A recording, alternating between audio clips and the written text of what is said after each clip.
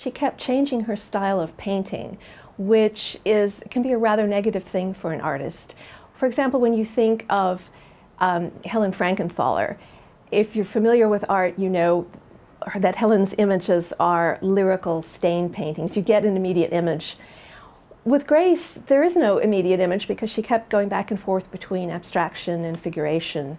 She also had a habit of getting in her own way. She had a temper, and she was an alcoholic, and she often alienated people whom she should have befriended, such as key dealers and critics. Another important thing that she had for a while and then she lacked is strong critical support.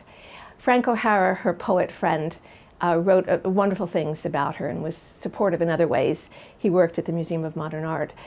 But after her estrangement from him and after his premature death, she never really had anyone else on her side to support her.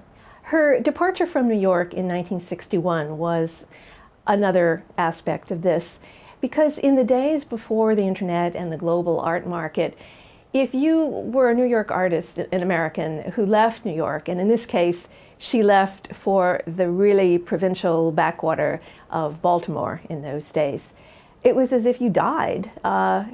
In fact, people wondered what happened to Grace. Finally, it's true that the big names we know in art are all male, pretty much from Michelangelo to Picasso. There are many reasons for this.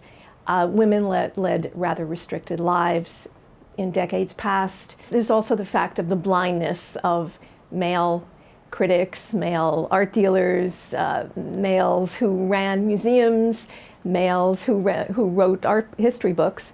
But Grace actually didn't believe that there was any gender issue at all. She said if you were good, you would get recognized, and if you weren't, you wouldn't be.